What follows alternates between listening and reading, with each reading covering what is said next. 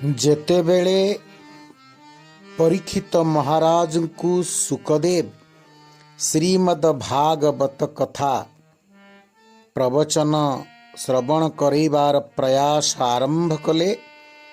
ଏ ଖବର ଚତୁର୍ଦିଗରେ ବ୍ୟାପିଗଲା ଏବଂ ଏ ଖବର ଯେ କେବଳ ମର୍ତ୍ତ୍ୟମଣ୍ଡଳରେ ସୀମିତ ଥିଲା ସେ କଥା ନୁହେଁ, ଏ ଖବର ମଧ୍ୟ ଯାଇକି ସ୍ୱର୍ଗ ରାଜ୍ୟରେ ପହଞ୍ଚିଗଲା।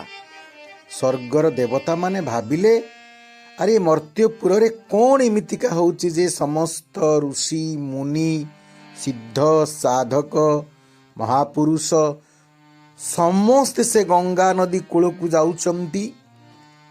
ପରୀକ୍ଷିତ ରାଜା କ'ଣ ଶ୍ରବଣ କରୁଛନ୍ତି, କ'ଣ ତାଙ୍କୁ ସୁକଦେବ ବ୍ରହ୍ମଚାରୀ ଶ୍ରବଣ କରାଉଛନ୍ତି। ଏବଂ ଏ କଥା ଯେତେବେଳେ ଖବର ନେଲେ ଯେ ଶ୍ରୀମଦ ଭାଗବତ ଶ୍ରବଣ କରୁଛନ୍ତି, ଆଉ ଏ ଶ୍ରୀମଦ ଭାଗବତ ଏ କଳି କଳୁଷ ନାଶକାରୀ, ଆଉ ଏ ଶ୍ରୀମଦ ଭାଗବତ ଇଏ ହେଉଛି କଥାମୃତ। ଏଇ ଯେଉଁ ଭାଗବତ କଥାମୃତ ତାହା ସ୍ୱର୍ଗର ସୁଧାମୃତ ଠାରୁ ଅନେକ ଗୁଣରେ ଶ୍ରେଷ୍ଠ।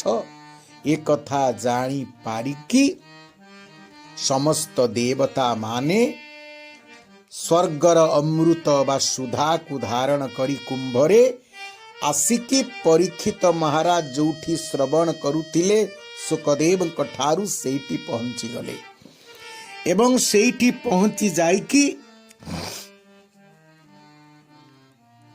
ସୁକଦେବକୁ ନିବେଦନ କଲେ ଭାଗବତ ଶ୍ରବଣ କରେଇବା ପାଇଁ।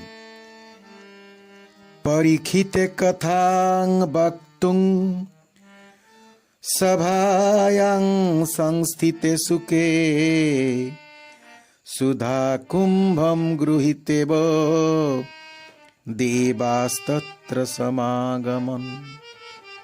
ସମସ୍ତ ଦେବତା ମାନେ ସୁଧା କୁମ୍ଭକୁ ଧାରଣ କରି ସେଠାରେ ଆସିକି ପହଞ୍ଚିଗଲେ ଏବଂ କହିଲେ, ଦେବତା ମାନେ ସୁକଦେବଙ୍କୁ କହିଲେ, ହେ ସୁକଦେବ, ଆପଣ ଏଠି ଯେଉଁ ଭାଗବତ ସାପ୍ତାହିକ ପାରାୟଣ କରୁଛନ୍ତି ପରୀକ୍ଷିତ ମହାରାଜଙ୍କ ପାଇଁ, ତାଙ୍କୁ ସର୍ପଦଂଶନ କରିଛି ମୃତ୍ୟୁ ମୁଖରୁ ରକ୍ଷା କରିବା ପାଇଁ, କିନ୍ତୁ ଆମେ ଅମୃତ ନେଇକି ଆସିଛୁ ତାଙ୍କୁ ମୃତ୍ୟୁ ମୁଖରୁ ଉଦ୍ଧାର କରିବା ପାଇଁ। ଆପଣ ଆଉ କାହିଁକି ଏଠି ଏ ଭାଗବତ ପାରାୟଣ କରିବେ, ବରଂ ଆପଣ ଏ ଭାଗବତ ପାରାୟଣ ସ୍ୱର୍ଗରେ କରିବେ, ଚାଲନ୍ତୁ। ଏବଂ ବିନିମୟେ ଜାତେ ସୁଧାରାଜ୍ଞା ପ୍ରପୀୟତା ପ୍ରପ୍ସ୍ୟାମୋ ବୟଂ ସର୍ବେ ଶ୍ରୀମଦ ଭାଗବତାମୃତମ୍।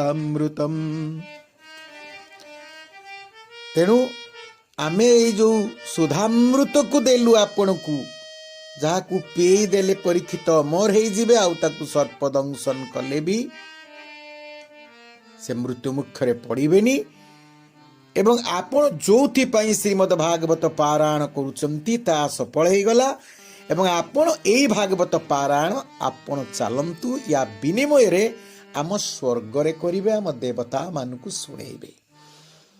ଏ କଥା ଶୁଣିକି ସୁକଦେବ ଟିକେ ହସିଦେଲେ, କହିଲେ, ଦେବତା ମାନେ ନିଜର କାର୍ଯ୍ୟ ସାଧନାର ସିଦ୍ଧ, ସବୁବେଳେ ନିଜ କାର୍ଯ୍ୟ ସିଦ୍ଧି କଥା ଚିନ୍ତା କରନ୍ତି ଏବଂ ଏମାନଙ୍କ ଭିତରେ ରାକ୍ଷସଙ୍କ ପରି ମଧ୍ୟ କିଛିଟା ସ୍ୱାର୍ଥପରତା ଆଙ୍କ ପାଖରେ ଅଛି। ଏଇ କଥାକୁ ଚିନ୍ତା କରିକି ସେମାନେ କ'ଣ କଲେ ନା, ଯେତେବେଳେ ଅତ୍ୟନ୍ତ କାକୁତି ମିନତି ହବାର ସୁକଦେବ ଜାଣିଲେ, ସେତେବେଳେ ହସିକି ସୁକଦେବ କହୁଛନ୍ତି, କହିଲେ, ଦେବତା ମାନେ କ୍ୱ ସୁଧା କ୍ୱ କଥା ଲୋକେ କ୍ୱ କାଚ କ୍ୱ ମଣିର୍ମହାନ୍ ବ୍ରହ୍ମରାତ ବିଚାର୍ଯ୍ୟେବଂ तदा देवाञ्जहास। এই ଯେଉଁ କଥାମୃତ ଶ୍ରୀମଦ ଭାଗବତ କଥାମୃତ ଆଉ ତା ସହିତ ଯେଉଁ ତମେ ତୁଳନା କରୁଛ ସ୍ୱର୍ଗର ସୁଧା ବା ସ୍ୱର୍ଗର ଅମୃତ, ଏହା କେବେ ତୁଳନୀୟ ନୁହେଁ। କାରଣ କୋ କାଚ କୋ ମଣିର ମହାନ, କାଚ ଆଉ କାଞ୍ଚନ ଭିତରେ ଯେତିକି ପାର୍ଥକ୍ୟ, ତୁମର ସ୍ୱର୍ଗର ଅମୃତ ଯଦି କାଚ ହୁଏ, ତେବେ ଏଇ ମର୍ତ୍ତ୍ୟର ଶ୍ରୀମଦ ଭାଗବତ କଥାମୃତ ହେଉଛି କାଞ୍ଚନ। ତେଣୁ ଆ ସହିତ ତା କେବେ ତୁଳନୀୟ ନୁହେଁ। ତେଣୁ ଦେବତାମାନଙ୍କୁ ଏଇ ଯେଉଁ ପ୍ରସ୍ତାବକୁ ସେ ପ୍ରତ୍ୟାଖ୍ୟାନ କଲେ, ପ୍ରତ୍ୟାଖ୍ୟାନ କରିକି କହିଲେ ଯାଅ, ତୁମେ ଏଠୁ ପଳେଇ ଯାଅ।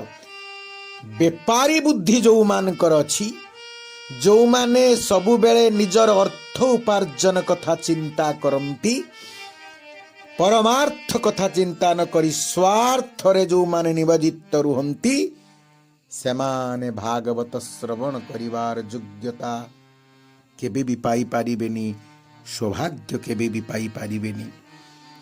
ତେଣୁ ଶ୍ରୀମଦ ଭାଗବତ ହେଉଛି ଭଗବାନଙ୍କର ସ୍ୱରୂପ। ତାହା ଶ୍ରବଣ କରିବାର ଭାଗ୍ୟ ଦେଖନ୍ତୁ ଦେବତାମାନଙ୍କର ମଧ୍ୟ ନାହିଁ। ସେଥିପାଇଁ ବ୍ୟାସଦେବ କହିଛନ୍ତି, मेनिरे भगवद रूपम शास्त्रं भागवतं कलौ पठनात् श्रवणात् सद्यो वैकुंठ फलदायकम। ये कली जुगरे भागवत शास्त्र हेउछन्ति स्वयं भगवानकर स्वरूप। जो माने भागवत को श्रवण करिवे यह सत्य, तत्क्षणात् से माने मुख्य हे जीवे। जदि भक्ति रे, प्रीति रे, एकाग्रता रे, श्रद्धा रे, विश्वास रे केही जणे श्रवण करे एवं एई भागवतर महत्व एते जे ए भागवत श्रवण करिबार इच्छा मन भितरे आसिला मात्रे भगवान आसिकी ताको हृदय सिंहासन रे विराजमान करि जानती। खाली इच्छा कला मात्रे ये भागवतर एपरी महिमा। तेणु ये भागवतंकु ए कलिकालर समस्त जीव मान सेवा करिवा उचित। ए भागवतंकु प्रणाम करिवा उचित, दर्शन जेमिति दर्शन करिवा उचित। जेमिति आमे भगवान कर विग्रह को दर्शन करू, आमे विग्रह को एक मूर्ति बोली भाबुनी, आमे विग्रह को एक पत्थर बा काठ बोली भाबुनु, आमे भाबु स्वयं भगवान। सेहीपरि भागवत को एक पुस्तक भाविबेनी, एक ग्रंथ भाविबेनी। ये भागवत होउचंती स्वयं भगवानकर वाङ्मय मूर्ति। ये भगवान कर होउची वाङ्मय मूर्ति। ई कथा को आपन को विश्वास करिबा पई पड़िबो। ई कथा को चिंता करिकी आपण जदि जीवन रे केबे निजर शुभ चिंता करूथांती, निजर शुभ चिंता करूथांती, अन्यर तो दूरर कथा निजर जे निजर मंगल करि पारेनी से अन्यर मंगल करि पारिबो नाही। जे निजर उन्नति कथा चिंता करि पारेनी से अन्यर उन्नति कथा केबे चिंता करि पारिबोनी। वास्तव रे उन्नति काहाकु कुआ जाय, वास्तव रे शुभ काहाकु कुआ जाय, ताकु आपण को जानिबा पई पड़िबो। भगवत चिंता ही शुभ चिंता, भगवत बुद्धि ही शुभ बुद्धि, भगवत स्मरण ही ବାସ୍ତବରେ ଜୀବନକୁ ସାର୍ଥକ କରିପାରି ମରଣ ମୁଖରୁ ହିଁ ଉଦ୍ଧାର କରିପାରେ। ଏହା ହିଁ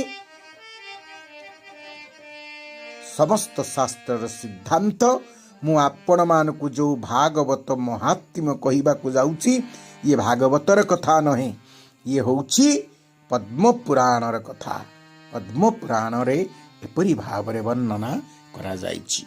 ଆମେ ପୁଣି ଆସନ୍ତାକାଲି ଏହି ଭାଗବତର ମହାତ୍ମ୍ୟ ବିଷୟରେ ଆମେ ପୁଣି ଆଲୋଚନା କରିବା। ତେଣୁ ଆଜି ମୁଁ ମୋର ବକ୍ତବ୍ୟକୁ ବିରାମ ଦେଉଛି। ହରି ଓମ୍ ତତ୍ସତ୍, ହରି ଓମ୍ ତତ୍ସତ୍, ହରି ଓମ୍ ତତ୍ସତ୍। ସ୍ୱାମୀଜୀଙ୍କ ଏଇଭଳି ଭିଡ଼ିଓକୁ ଦେଖିବା ପାଇଁ ଏହି ଚ୍ୟାନେଲକୁ ସବସ୍କ୍ରାଇବ୍, ସେୟାର ଆଉ ଲାଇକ୍ କରନ୍ତୁ।